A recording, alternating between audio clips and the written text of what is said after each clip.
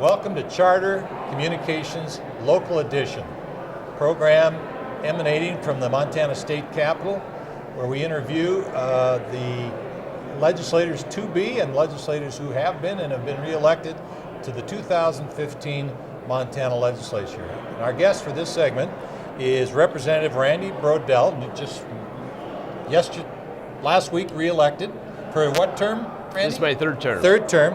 It's House District 9 in Kalispell. Tell us a little about your personal and political background, Randy. Well, and it is House District 9. It Is that a new district? It is a new district. It was carved out. I was District 7. It's about the same area. My background is, this is my third session, and we own a... Your personal background's in ag, correct? No, it's actually, we have a cabinet shop. Yeah, we have a cabinet shop right in Kalispell. We do everything from some pretty small jobs to some pretty good sized remodel work, and have a great time. Have had good support in my district from a lot of good folks. We had actually won with a 71% margin, so that showed me that people like what we're doing. Good. Who talked you into running and how long ago? 3 terms ago. How did you come to, because you didn't have any background in politics before that, did you? I didn't. I'm a retired fire chief out of Kalispell. Retired into 2007, and spent a lot of time down here. Promised myself I would never, ever come down to the Capitol again. As a fire chief, you were down here lobbying for fire things. But I just had this feeling in my heart.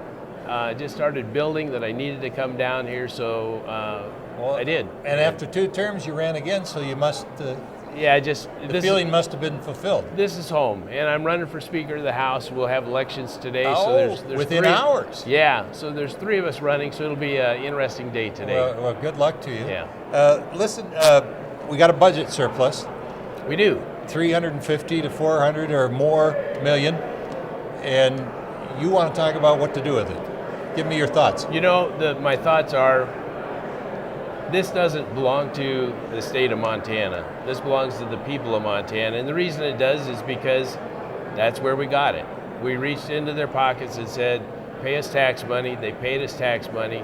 And what we did is in fairness to the people that put all that together, it's a lot easier to ask for a little bit too much and get a little too much than it is to not get enough and try to figure out how we're going to fix that. And you're a cautious guy. You don't spend it all. How much do you want to keep back? I think if we kept $100 million, and the reason I picked that number is because generally it's just a general round number, but we need some surplus. If we have a disaster in the state, we have to have a place to go to get that.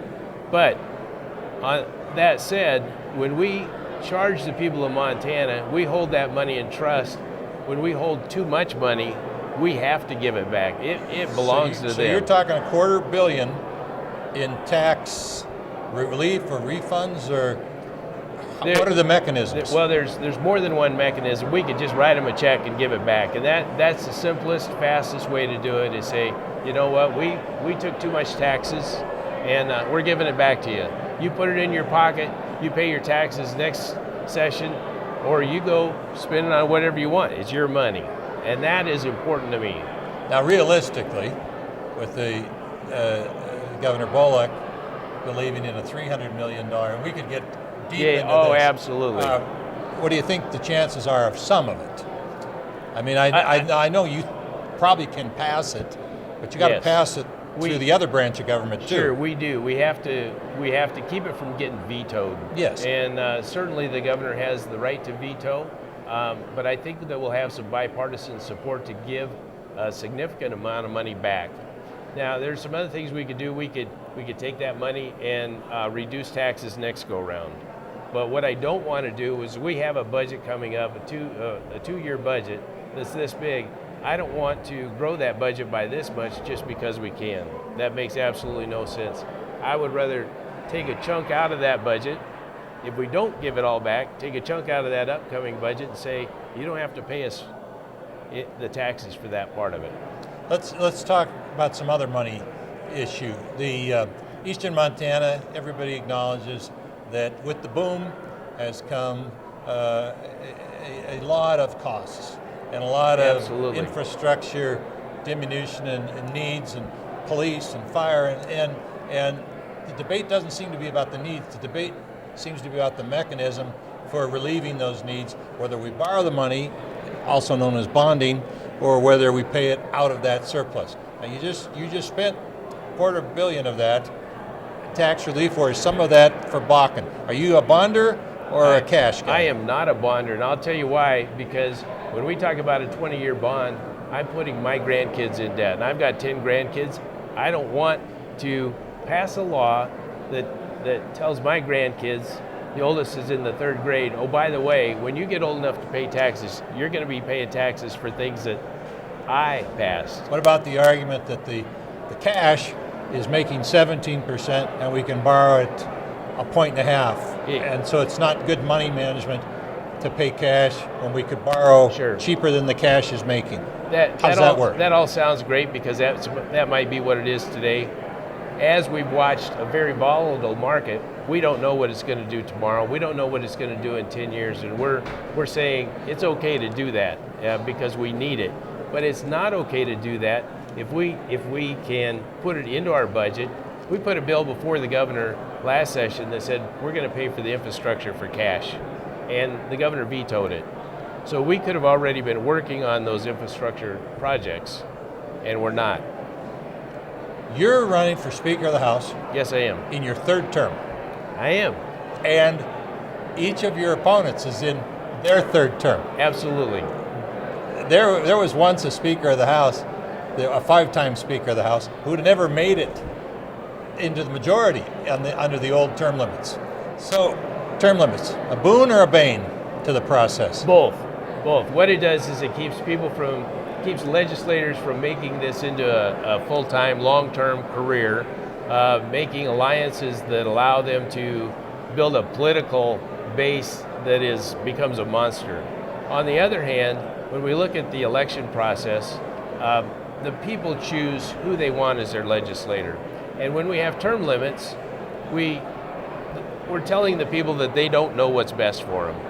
And I think that in Montana, keeping the risk at the taxpayer level, at the voters level, saying you make those decisions, don't let us make rules that make those decisions. Now, does that mean that I would stay past 4 terms? Probably not. Well, it's also a pretty steep learning curve here. Just It about is. the time you actually know how it works, Right. so that you could adjust it, it's over. The first session, we have a lot that we figure out as legislators about how we're going to vote, what the process is, how we submit bills, how we generate that process. So our first term, while it's not wasted, we do a lot of learning. And so we begin to grow in that. But by our 4th term, like we were just talking about, I'm in my 3rd term, the other 2 candidates are running for Speaker of the House are in their 3rd term. We are still on a steep learning curve. And if we had a couple more terms behind us going into this where we would be running for Speaker, we would be a lot more valuable to the people of Montana. So maybe longer terms. Maybe. Listen, we're going to have to wrap up. Okay. We can talk forever. Absolutely. Yeah. Great It's discussion. so good to see you. Thank you Good very luck much, Mark. Okay. I got to let you go so you can press some flesh and There you go. try to win that election. Want to thank you for tuning in. Want to thank Representative Randy Brodehl for joining us, and thanks again for joining Montana's Charter Communications Local Edition. And please keep track of these legislators. They want to hear from you. Absolutely. Thanks for tuning in.